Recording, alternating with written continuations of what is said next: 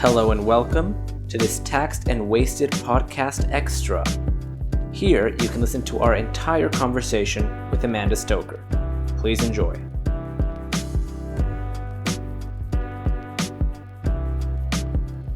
Amanda, thank you so much for being here. Should I say Senator Stoker, rather? No, you should say Amanda, but hi, Amelia. How are you? I'm doing great, thank you. How are you? I'm really well, thanks.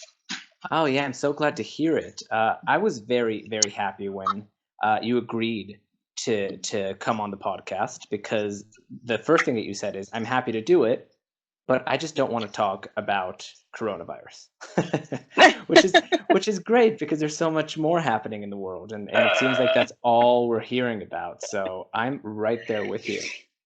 Thank you very much. It's definitely dominated my days because there's so many people who've got disruption to work and disruption to their ability to access a whole bunch of other services. So the opportunity to talk about something else is much appreciated. Yes, I agree. And before we get into kind of the politics side of thing, which is probably what our listeners are interested in, Yeah. I heard that you've been taking on some homeschooling. So Well, like how's a that lot of parents, a lot of parents, schools have, to a greater or lesser extent, been closed. And so my eldest child is in primary school, and I've got two others, but they're not school age yet, though their sort of kindy and so forth have been disrupted. And it means that I've got my husband and I working from home for the most part, and also trying to homeschool my eldest. And I have a new respect for people who choose to homeschool all the time, which means they're pretty amazing. But I will also be looking forward to the moment when the schools here in Queensland start listening to the medical advice and are reopening, because there's no reason why they don't need to be at school. It's a bit bananas. Yeah, no, I definitely agree. And I can't imagine that it would be easy to balance both work and giving your kids a basic level of education. So I can imagine that would be not super, super easy. Hey, look, it's all part of the adventure, and it's a hell of a lot less hardship than a lot of people are going through at this point in time. So I am absolutely fine, as is the family. Thank you. Yes, Thank you no, for for asking. sure. Yeah, no, absolutely. Well, let's get into it then. So there's a couple of important things happening in Australia. And the first that I want to talk about, probably because it's the first on people's minds, is the COVID Safe app. Which means we don't totally dodge coronavirus. But hey, that's okay. I am more than happy to talk about the app. True. Lots of people have been thinking about it and scrutinising it. And this might be a strange thing to hear from a politician, but I'm really pleased with the way it's making people think about their privacy and evaluate, what they do and don't want governments to be able to access, what they do and don't volunteer to sort of commercial and other entities by way of giving up their privacy. And we're only going to get good policy on this stuff in circumstances where people, meaningfully take an interest in what they do and don't want governments to know. Yeah, no, I completely agree with that. And I think looking kind of at the functionality of the app, I was initially pleased because it seemed like a lot of the data that was put on the app was anonymized. And it's true that for some time it is. But it only takes one contact with one person that inputs that they've been that they tested positive for coronavirus, and then suddenly there's a wealth of information that goes straight up to the government and gets decrypted. Is that correct? Yeah, look, that's pretty right. The basic structure is that the data is collected on your phone. It doesn't go anywhere. It just gets stored up in a 21 days worth of stash of information about where you've been going and who you've had contact with and things like that. Now, for people who take their civil liberties seriously, as anybody should, the idea that someone is collecting 21 days worth of information about where you're going and where you're moving is initially pretty confronting. And when they said they were doing an app with this national, I'm like, oh, I really don't like the sound of this.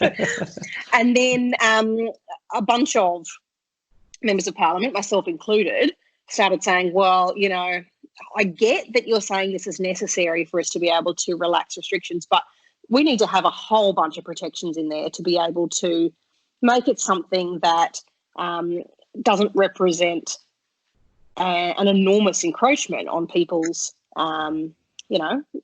right to go about doing what they're doing without people sticking their nose in their business. So it is true to say that the contact that you might have, or if you have contact with somebody who has coronavirus, then the state health officer, like the number one person in the state bureaucracy that deals with health, has the right to access that information. Now, wow. I mean, that's core to its purpose. Its purpose is to help us track down who has had contact with people who we know have COVID-19. Sure. If you don't do that, the app doesn't meet its purpose. Right. And that is an encroachment upon the privacy of people who find themselves in a position where they have had contact with somebody who has coronavirus. But in many ways, that's there to protect the person who has had contact as much as it is about protecting the public more generally.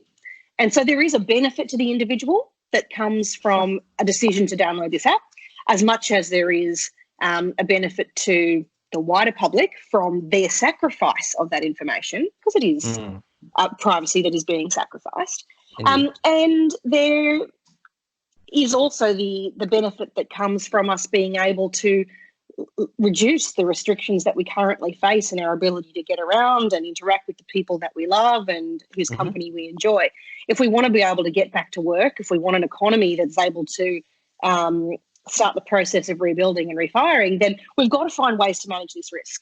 And for as many people who feel comfortable downloading it, to do so would be a really good thing, because it'll mean we are able to reopen the economy again. Now, at the risk of, I know everyone who listens to your podcast is going to be very concerned about this. They're not going to like the idea of it. And, if I'm honest, I don't like it either.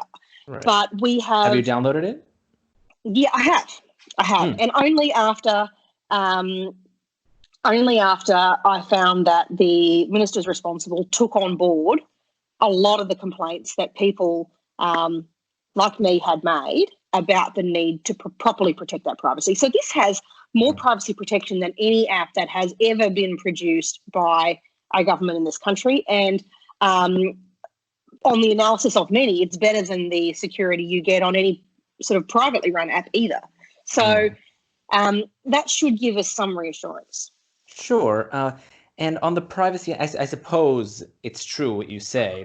There's kind of an acknowledgement going in that there will be some possibility that your data will be seen by somebody. Because if this is a tracing app, then there's no real tracing without some data. That's what it's for. It's for tracing, but only in a narrow set of circumstances. And it's just, it shouldn't be understood as a general puppeteering of everybody who has the app. But it will mean the disclosure of information of the people who end up having contact with someone who's got COVID. Yeah. Sure. And so I wanted to bring up two things kind of relating to that. And the first I found really, really crucial, and I don't see this piece of data really being pushed enough, which is that the government itself has said that we would need something like a 40% adoption rate in Australian society, for the app to be effective, which is roughly the amount of people that have banking apps on their phone. And so to me, that seems very ambitious to say that the same amount of people that have a banking app on their phone will put this app that is a little bit uncomfortable for a lot of people. They'll do the same. They'll have the same adoption rate. So isn't that a big bump in the road that not enough people are talking about? That if 40% of the population doesn't get it, we might not really do much with it? Well, the short answer is yes, there needs to be a significant number of people who are prepared to give it a go in order for it to have its desired effect. it's not going to provide us with enough of a picture of where the virus is moving unless we get a pretty substantial uptake. Now, I'm not sure that the 40% figure is inflexible. I suspect it will be sort of examined in the light of, how things are going. But we do need there to be a significant number of people who are prepared to give it a go in order for it to facilitate the reopening of the economy, because without it, it isn't managing risk in the way that it's intended to. Sure. So, yeah, it could end up having not achieved its purpose if not enough people download it. Absolutely. And that means it would be something that effectively sits on the shelf. People delete. Yeah.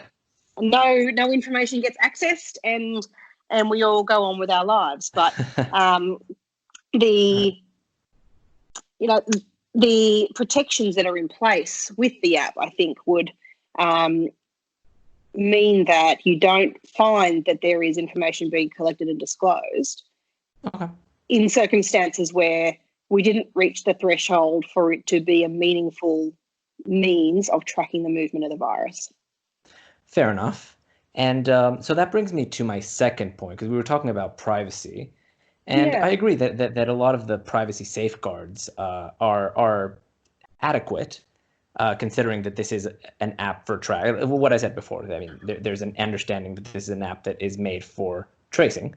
But this brings me back to a bill that was passed some time ago that allows the government to compel certain web platforms to provide secret backdoor access to encrypted information.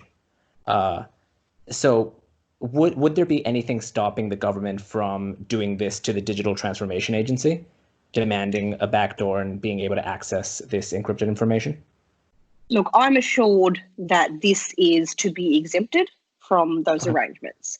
Now, the legislation hasn't gone through yet. The legislation goes through the next time Parliament meets. But my understanding is that it is to be exempted from those arrangements. Although I don't entirely accept the premise that it amounts to a backdoor, but I think that's probably a discussion for another day.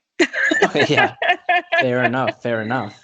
And before we move on to the next topic, which is actually completely unrelated to COVID, I wanted to ask you what you think of the government's decision to use Amazon to hold the data. Look, I'm not troubled by that in the sense that the arrangement is that all the data is going to be kept in Australia. So the complaints that are being made by types like Adam Bant from the Greens about how we shouldn't trust Donald Trump with our data because Amazon's an American company, I think are nothing more than a sort of anti-US kind of dog whistle. Sure. It's not reasonable in circumstances where it is data that is being kept in Australia at all times on Australian terms. As I say, I'm a skeptic about this kind of stuff. I don't feel comfortable with the idea of tracing and tracking, but the fact that it's got a time limit of 21 days, the fact that your data never leaves your phone unless you reach the point where there is a genuine health reason to do so because you've been exposed to COVID-19, the fact that it doesn't go beyond the chief health officer of your state, and the fact that it is specifically exempted from all law enforcement access. Even with a warrant, you cannot get access to this data if you are someone other than the chief health officer. That's unprecedented. There is no other type of information that is exempted from access with a warrant. And I think that reflects the seriousness with which parliamentarians like me have approached it, the concern we've expressed to those further up the tree than us about what's needed to make sure Australians trust this, because we're a skeptical kind of people and we don't want to share all of our private information. And I think it's also important for us to consider it in the context of the kind of information that most of us quite voluntarily hand over every day of the week to Google, to Facebook. A very good point. Yeah. Every time we use the Maps app on our phone, we're inviting tracking of us all the time. Oh, yeah.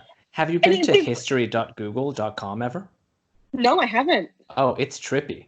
You should see all the data, all the info that they keep on you. It's pretty scary stuff. It's probably terrifying.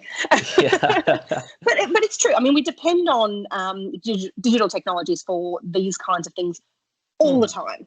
And they are used to market to us. They are used to track us. They are used to do all of those things all the time. And quite frankly, law enforcement can access those in a heartbeat. If we're worried about digital privacy, this app is not your biggest problem, not by a long shot. And given the potential benefits we can get as individuals and as an economy from a sufficient take-up, I think the risk-reward ratio is worth it. But everybody should consider that in light of their own circumstances, because I desperately want more Australians to think about this stuff. Yeah, and I'm sure we all also want to be able to go outside again. I miss outside. It's nice there. I miss it too. I miss being able to let my kids go to school. I miss being able to let them go to the park. I miss having them not bouncing off the walls at home. Yeah, I can imagine.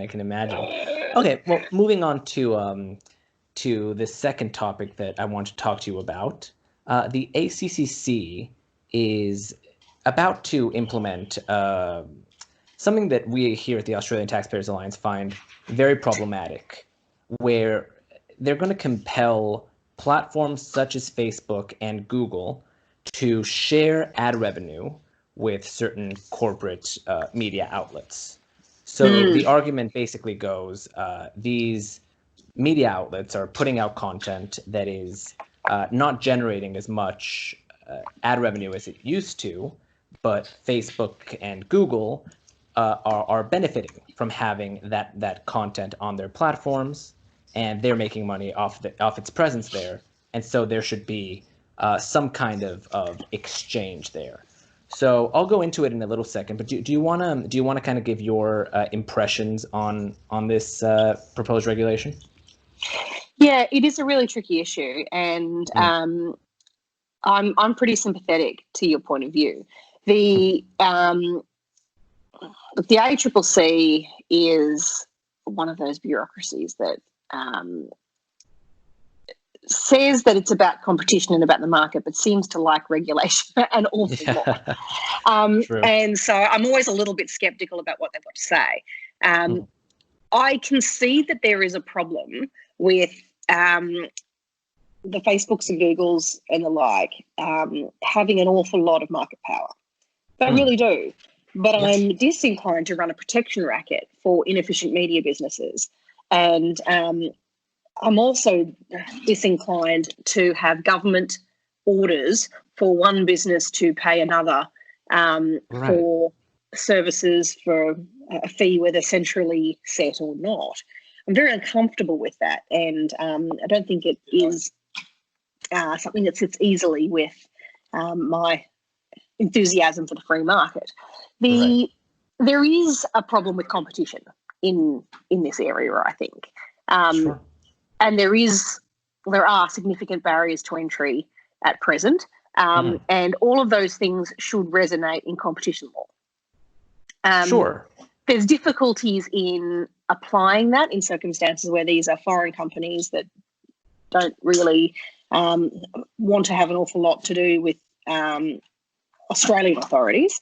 And there are difficulties associated with the fact that their code and their method of operating is so very secret. It's difficult to know how they go about their business and to assess whether or not it's having an anti-competitive effect in circumstances where we never really get a glimpse of the detail of what they're doing. But it's incumbent on media businesses to make their operations so that people want to pay for them. That's how the market works. And if they're not providing a product that people are prepared to pay for, then they either need to improve the product or they need to find ways to deliver what is an existing, let's assume, good product in a way that people think is valuable to them. So we can think of this a few different ways. You can think of what Facebook and Google do as a form of encroachment on the IP. of Mm. media organisations, and I'm more comfortable with that kind of analysis in the circumstance of that fitting much more comfortably with the importance of a free market. We protect IP because it encourages people to invest in it. Mm-hmm. And in many ways, I think this kind of regulation is a blunt instrument that's really trying to tackle what is essentially an IP problem. Sure. I'll wrap it up by saying this. I find it very hard to accept that we should massively regulate this space in circumstances where the major driver of the unprofitability of most commercial media organisations in this country is the overfunding of the ABC. Most media organisations cannot compete with the enormous resources, the large salaries, the ability that the ABC has to outcompete most of the commercial media outlets because they just have so much public money with which to do it. If we got serious about the ABC, I think we could do a lot more for making the media competitive than we necessarily would by this kind of hyper-regulation. You're speaking my language 100%. And yes, there's a lot that $1 billion a year will buy you. That's for sure. When it comes to the IP issue, I do understand. By the way, the ATA has never carried water for Facebook and Google. In fact, we have had our issues with them before with a lot of their practices. And I do think that, yeah, there are reasons to believe that they engage in some monopolistic behavior, for sure. Yeah, I think they do. But then the ACCC, the language that they put out, is that basically there would have to be a profit sharing where there is direct or indirect monetization because of their content, which we did some research on this. That when they talk about direct monetization, that means if Google republishes someone's work, and they already pay for that because that's what they have to do by law. Facebook, for example, has Insta articles where they kind of republish on their own platform, but all that ad revenue or a part of that ad revenue goes back to the outlet. So that doesn't seem like something that needs regulating because it's right? already If you go on Instant Articles, whoever has Instant Articles will get part of that revenue. Interesting. Yeah, but then on the other side, the indirect is the really problematic one, and I don't like the word problematic, but let's say I'll just use it here because let's say that I Google Amanda Stoker because I'm going to interview you and I need to know everything about your past, right?